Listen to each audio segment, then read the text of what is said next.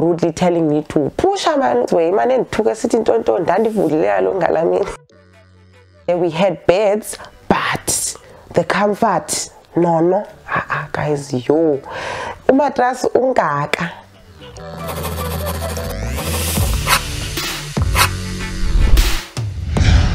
Hello beautiful people, my name is Buggz and welcome to Hearty Moments with Buggz, where we share tips and stories on millennial motherhood and we dip a bit into fashion and lifestyle. So on today's video, I will be telling you guys a story. Yeah, it's a story about my public hospital experience. Yes, it had its pros and cons, and I'll be telling you guys and sharing that with you.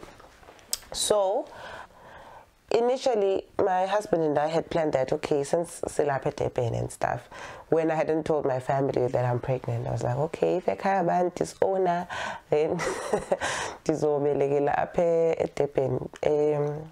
So tell us about king at what?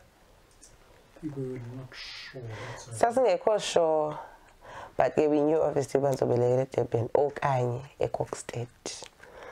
Okay, and then I told my family. My sister-in-law was like, we need to plan and stuff like that. So she suggested that I go to Airport Shepston. They stay there. So she was like, okay, Airport Shepston, she'll take care of me after I give birth. So she said that when I'm almost done with my exams, I should go to Airport Shepston to clinic. And the clinic there is quite close. It's like 6 blocks away from where they stay, from my brother's house. So it was very close. And then I went to Port Shepston, obviously, and then the following morning she went and dropped me off at clinic. So when I arrived there, that clinic as usual, that clinic I've been okay, that clinic I won. Yeah, that clinic I won. And wow, guys, the service there, bravo. The nurses are nice. Usually, no offense to all the nurses out there, but usually in a public clinic or public hospital, you find that the nurses are always rude to us patients. It's so annoying. But the service I got there was excellent. It was perfect. The nurses were kind. They had great attitude towards the patients, so it was just amazing. So yeah, they did run a few tests and like they were examining my body. In Durban, the clinic I used to attend. And I was like, yes, I'm writing. So fast forward from that, then the birthday came. I went to the hospital at about 8-ish, 9-ish, I'm not quite sure. So when I got there,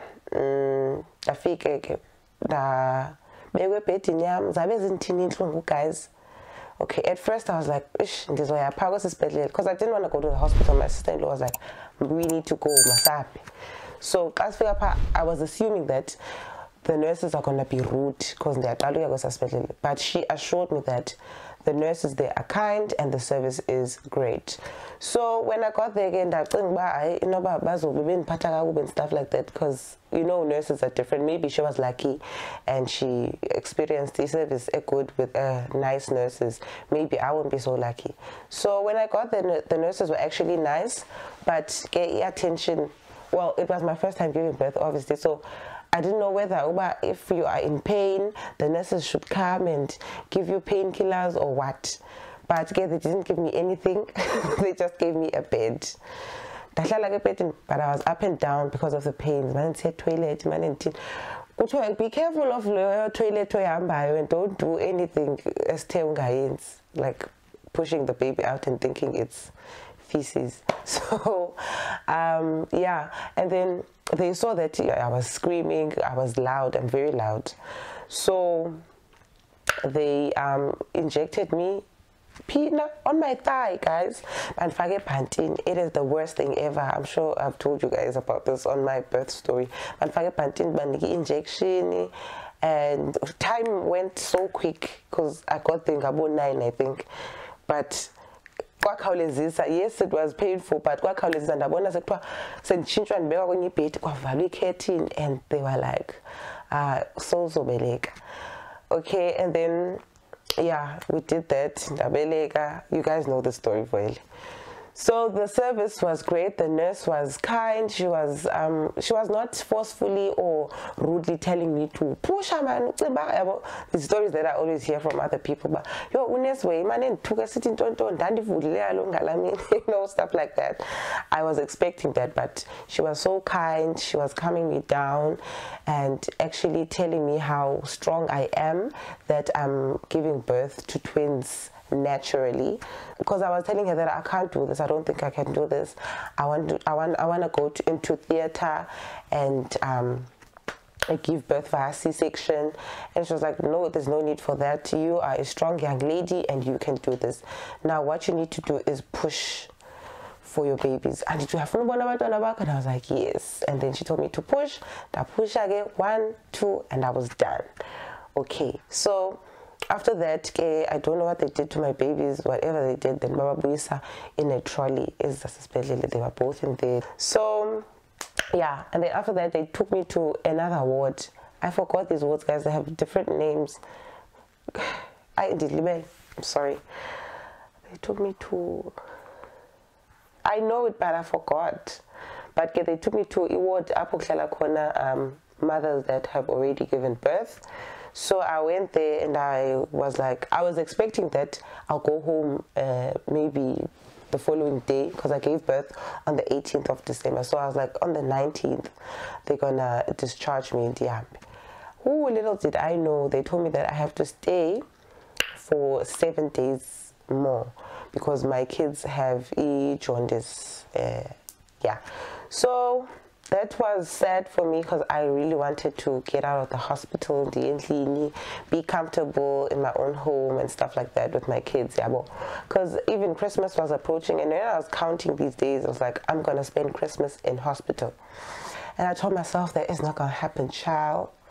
So then my kids were diagnosed on the 20th of December. I gave birth on the 18th. So they were diagnosed with jaundice on the 20th, and then they were admitted in a ward that is called, well, ICU. I think it's a nursery ward or something. Yeah, yeah, it is nursery. So there are 2 parts per nursery. Apho kuhlala abantwana that are critical, nalapho kuhlala khona abantwana that are stable. So Usiba, twin number 2, was in the critical side. Apiwe was in the stable side. So can you imagine, I'm not admitted there. I got discharged on the 21st of December, right after my kids got admitted. I got discharged. So when you are discharged, you don't sleep in that ward that they took me in anymore. They take you to another place, like it's right down at the, like we at the hospital in 18, because the hospital is further up, so you're not, it says 18. It's a container. As one as a container, most guys will figure it with bricks. It's a container, and they call it the mother's court, mother's home, something like that. So they told me that that's where I'm going to be staying. Hey, guys. Hey, I thought, like I'm getting the best treatment, best service, best everything. I went to mother's. It was mother's home. When I got there, guys, the toilet is filthy. When you give birth, you are constantly bleeding, so you go to the loo quite frequently. So the first thing I did when I got there is go to the loo. And figure, guys, it is filthy, and there's nothing I hate more than a filthy toilet. I hate it with a passion. So I was so disgusted, and I did not use that toilet. I did not. I used the toilet that's inside the hospital. I think it's for visitors or whatever, but I used that toilet the first day I got to mother's home. And then let's go to the beds. okay, at least there are beds, because I heard someone tell the same story here on YouTube. And she was sleeping on the floor and stuff. At least there we had beds, but the comfort, no, guys, yo, mattress ungaka. Like you can literally feel the wood lulele kuyo uba yane yahlaba, because those beds are made out of wood. Ngiyazazi most of beds akudala guys ufika ezinye double bunk zibhedi ezinjalo, then imattress ibengaka. There's no blanket, and we were not allowed to ask our family members to bring us extra blankets or anything. The only things that, no, even baby stuff was not allowed, because my kids' clothes were in their bag and they locked them up in a safe in that ward that I was admitted in. So nothing was allowed in besides food. So I went there with my plastic that had my goodies inside. I had 2 night dresses, so I had worn them. That is so I had to be humble, because giving birth in a public hospital was that I have to wear those gowns or those night dresses, whatever you call them. So I hate those things so much. Then I had to be humble and wear that. Fine, guys. I will never forget the discomfort of that bed. I could not sleep. The only time I slept was when I got discharged and went home. That is the first night I had a peaceful sleep, obviously for a few hours because I had newborns. So guys, when I was there, my kids were in the ICU ward, as I told you. So I had to go there every other 3 hours. Ne? Yeah, because you go there at 6 a.m. in the morning. You go feed your baby, you change their nappy, and yeah, mother's love. And because most mothers, they had premature babies. So apparently, from skin to skin, they grow faster. So we were encouraged to do that, because no apio were a bit small. They were not too small. Their weight was okay, because I gave birth at 8 months, so they were already big. Yeah, so most mothers did that, get the skin to skin. Mama also did the skin to skin, but for me it was worse because I had 2. So figure they are both crying. Where hang up? I don't know where to go. The nurse, I'm sure you guys know, if you have twins and you stay in KZN, they will call you Magawele. They won't even ask for your name.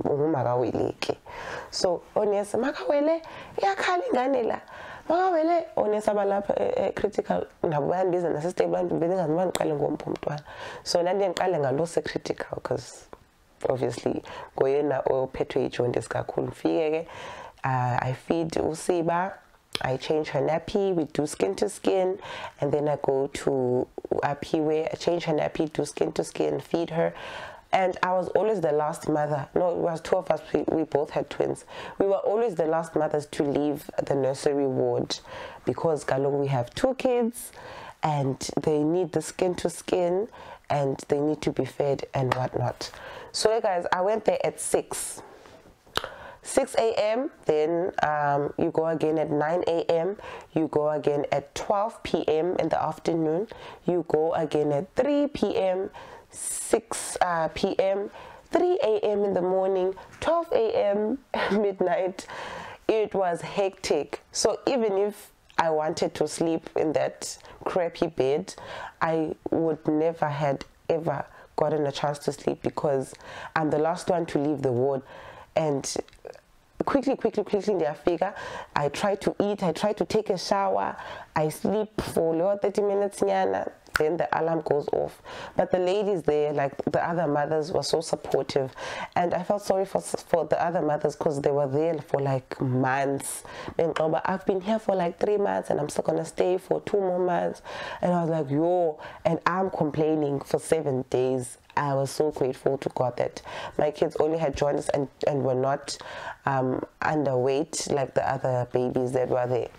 So yeah, for me, the overall experience for Port Shepstone Hospital was, I can give them an 8 out of 10. I would highly recommend anyone who doesn't afford medical aid or afford to pay for a delivery at a private hospital.